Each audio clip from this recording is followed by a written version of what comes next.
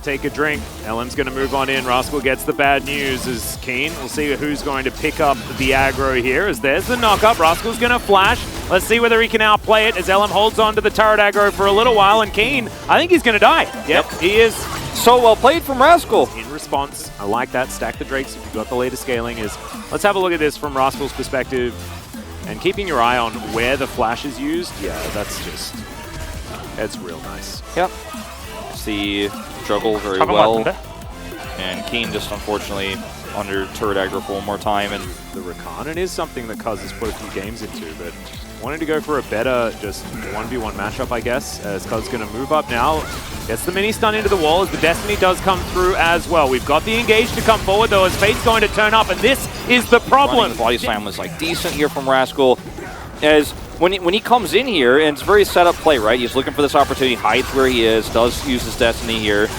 It's just not enough to actually make you feel like, okay, this is the correct call. But Ryze is just so strong. His aiming's going to have to flash here to get out of the way. That's the quickness to come through as now Fate trying to lock down the targets. This is when the Ryze is strong, and Teddy is too as he locks him up. It means that Gragas can't teleport as easily. Now, it's obviously pre-14 minutes, but he can still walk down to the mid lane, but like, what was Aria, this? Oh no, Gold Card does come in, but now the quickness comes through as well. Grand Entrance is fantastic, and there's even a Deadly Flourish to guarantee the kill. This is way too slow on a big macro play like this, because look at where he teleported in. Rascal's like so far away from this, and they're trying to collapse in on a stronger... And he had flash. He could have flashed on top of life here. Devour was available even if there was follow-up like for a top laner, right? He's like, well, I guess I will help you guys out.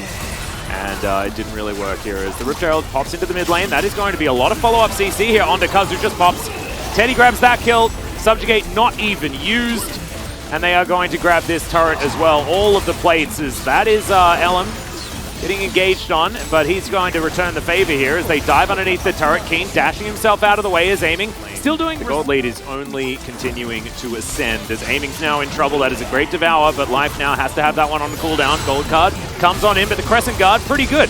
As now Hoyt dives towards that backline, gets the flash out of aiming, makes his way out as well, and now Rascal too far forward and too far behind at the same time is an absolute disaster. Aiming's gonna get taken down by a stray Q from Fate, and Kwangdong Freaks are really feeling themselves today. That was actually a very good disengage there from Cuzz. The follow-up ult there from Teddy. It almost felt like Tool assisted. I'm like, during that break, when they don't go to MSI, you know, they'll have a lot of time. No, not this case. Not in this case. Kwangdong Freak's looking like so improved. Like, I can't even believe what I'm watching.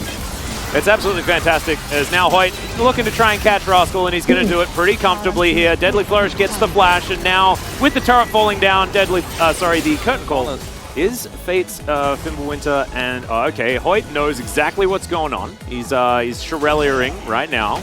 We'll still have a bunch more buttons available as we've got a teleport to come forward. Okay, Arya, yep, you're not going to be Destinying this time around. There is a Teddy here to stop you as Keen and LM are closing in on KT. They're trying to get this engaged down, and the flash does come out from Fate. I don't even think he needed to because he's so damn tanky. And now Hoyt's decided that it's time to kill Rascal. Cuzz has to subjugate. It's doing about 0 as Keen is chasing him down.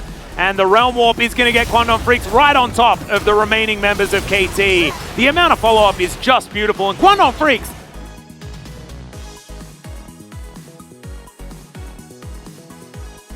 guarantee KT didn't really have an out to the left side there off the map.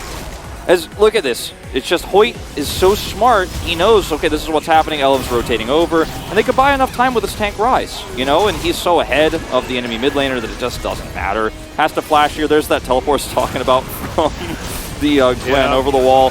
But they just have more damage at this point, and unfortunately for aiming, he's on the wrong side of this team fight because he didn't have an angle to go with, so he actually does nothing in this team fight, which isn't his fault. It's just because this team wasn't set up properly, and Kwangdong called them out on it so early, and he just gets punished because there's nowhere to run. Yep, and this was Keen chasing down Cuzz. He runs pretty quick, and there's no pillar left available, so sniff, sniff, and he's real dead.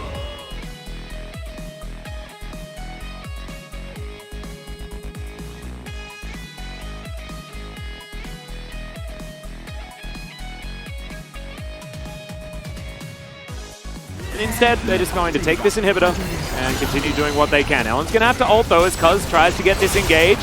Ellen taking a lot of damage, ends up flashing out as Keen locks down the kill. Ellen somehow survives, And now Hoyt gets another engage. Man, this guy he's so good today. And he is going to survive this as well as, yep, Keen continuing to be immune over and over again in different scenarios. As Hoyt, he is personal with him and Arya this game, I'm telling you. Yeah, well, yeah, that's an interruption. That is definitely not an abyssal dive that you want. You know, he's played it otherwise. It's an abyssal dive, but unfortunately it's the Winter Olympics, and the pool is frozen. Yeah, didn't quite work out. Broken nose. Speaking of things being a problem here, as Hoyt finds yet another phenomenal quickness. Rascal's real dead. That is Cuzz also having to flash, try and get himself out of the way here. LM maybe went a little bit too far forward, but the rest of them are realm warping.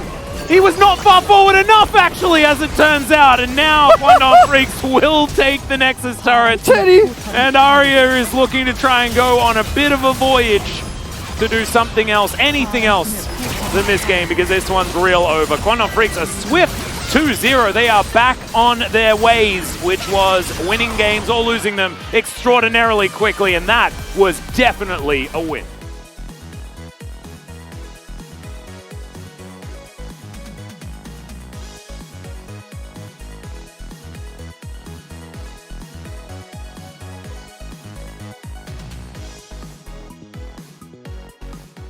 You know, it's all I can really say. Like, this is a completely different team than what we saw a few weeks ago.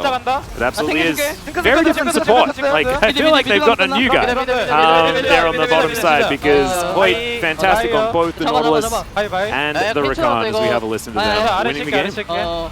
하고 싶은 거예요? Teddy's ult. 타겟 죽였어. 라칸 캐리야. The first thing I heard was 하고 싶은 대로 해. Like, just do whatever you want. 나 진으로 한번 이겼어. 라인 좋은 채. I think that was the attitude of Kwangdong Freaks 10,000 gold up as they kill the Nexus here, and it's well deserved. Look at the hug.